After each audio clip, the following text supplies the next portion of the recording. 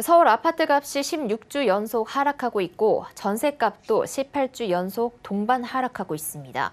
과도하게 올랐던 아파트 값이 안정을 찾아가는 분위기인데요. 이 같은 하락세가 지속될까요? 도대체 바닥은 언제일까요? 정창신 기자와 자세한 이야기 나눠보겠습니다. 안녕하세요. 네, 안녕하세요. 정 기자, 이미 서울 아파트값의 안정세가 시작된 가운데 송파 헬리오시티 전세 매물이 쏟아지면서 이게 또 아파트가 하락을 부추기는 게 아닌가 이런 얘기가 나오는데 어떻게 보십니까? 네, 일단은 앞선 레포트 보셨듯이 이 헬리오시티에서는 이 잔금 마련을 좀 위해서 이 경쟁적으로 가격을 낮춘 이 전세 매물들이 좀 쏟아질 것이란 관측이 좀 우세하고요. 또 여기에다가 올해 강남권에서는 11,000세대가 넘는 새 아파트 입주 물량이 좀 대기 중이거든요. 자, 어디서 얼마나 나오는지 저희가 표로 좀 준비를 해봤는데, 자, 강남구에선 레미안 블레스티지 1957가구가 이미 입주를 시작을 했고요. 또 6월에 강동구에서 레미안 명일역 솔베뉴 아파트 단지가 1,900가구, 또 9월에는 고덕 그라시움 4,932가구 등 이게 다 더하면 한 11,281가구인데 이렇게 많은 물량이 좀 쏟아질 예정입니다. 이 무주택자들은 지금 집을 사기보다는 좀 또 기다려 봐야 되나? 뭐 기다려 보자라는 심리가 좀 강한 상황인데 이러다 보니까 부동산 시장에서는 관망세가 좀 짙어지는 모습이고요. 또 이렇다 보니까 이 매매 수요가 좀 전세로 빠져나가면서 이게 집값을 좀 떨어뜨리는 요인으로 작용을 하고 있는 겁니다.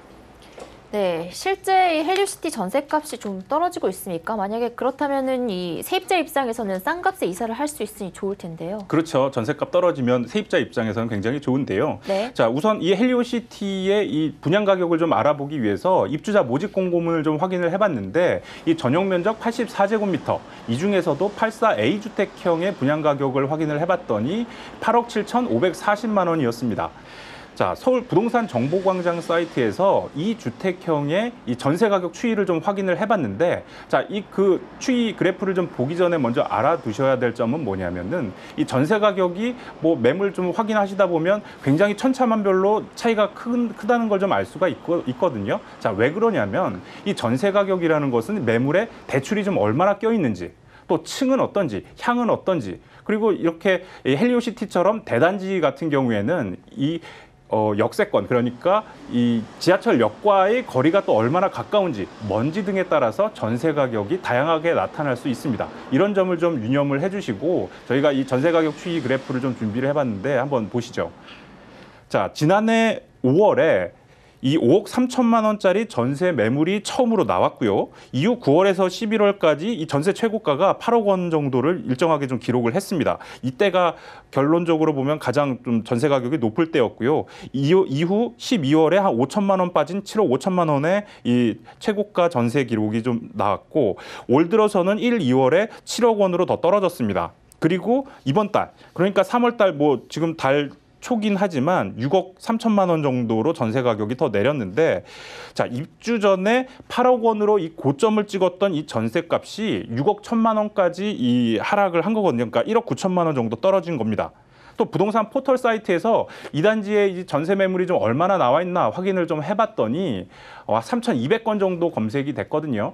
그런데 이제 이 매물은 중복 매물이 일부 좀 포함이 돼 있을 것으로 관측이 되는데 그런 점을 좀 감안하더라도 전세 매물이 상당히 좀 많이 나와 있다, 이렇게 좀 볼 수가 있겠습니다. 네, 이달 중순에 이 아파트 예정 공시가격 열람이 시작이 되는데요.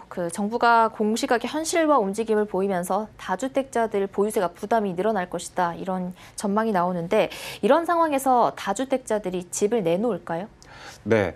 자, 정부가 오는 15일부터 다음 달 4일까지 이 아파트에 대한 예정 공시가격을 좀 열람할 수 있도록 하고 이에 대한 이의 신청을 받을 예정인데요. 이렇게 이의 신청까지 받고 나면 4월 30일에 이 아파트, 그러니까 공동주택 공시가격이 최종 결정이 납니다.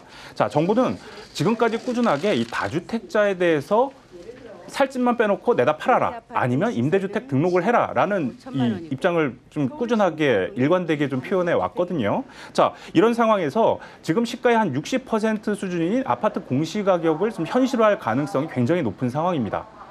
그렇다 보면 이렇게 되다 보면 이 다주택자들, 그러니까 집을 여러 채 가진 사람 같은 경우에는 이 공시가격이 오르다 보면 세부담이 커지게 되거든요. 그러니까 보유세, 그러니까 종합부동산세나 재산세 같은 이 보유세 부담이 커지게 되고 그러다 보면 이참에 그냥 집 여러 채 갖고 있으니까 이 중에 살집 빼놓고 좀 내다 팔자, 매물로 좀 내놓자라는 심리가 좀 작용할 것으로 예상이 됩니다.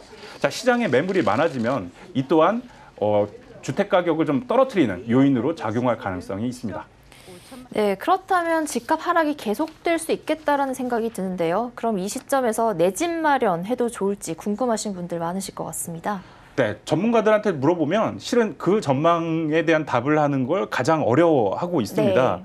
뭐 바닥을 알면 그때 사면 되니까 이 무주택 이 실수요자들한테는 좀 굉장히 또 예민한 문제이면서 궁금해하는 부분이기도 한데요. 근데 일단 전문가들은 뭐 좀 관측을 하기가 매우 어려워하면서도 일단 올해는 좀 지나고 내년까지 좀 지켜보자라는 좀 전망을 하고 있습니다. 한번 들어보시죠.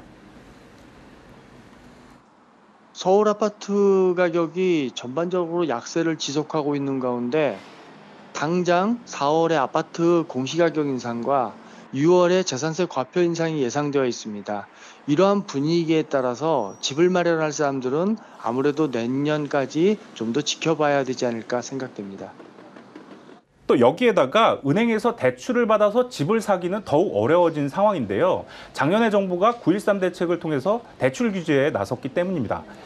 자, 이미 집이 있는 사람들은 뭐 대출을 받기는 뭐 사실상 원천 봉쇄됐고요. 아예 이제 뭐 제로에 가깝고 또 무주택자라도 서울에서 집을 마련하려면 LTV가 40%로 제한이 됐거든요. 이게 무슨 말이냐면 서울에 아파트 한 7억 원짜리 아파트를 사려면 은행에서 좀 대출을 받아야 하는데 LTV 40%라는 것은 2억 8천만 원까지만 은행에서 돈을 빌려준다는 얘기입니다.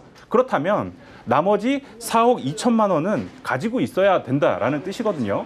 그러니까 7억짜리 아파트 사는데 내가 4억 2천만 원을 갖고 있지 않으면 집 사기 곤란하다는 얘기겠죠. 그러니까 무주택자들이 내 집 마련 계획을 세울 때 이런 점은 좀 유념하셔야겠습니다. 네, 전셋값 하락세와 부동산 시장 전망에 대해 정창신 기자와 이야기 나눠봤습니다. 말씀 감사합니다. 네.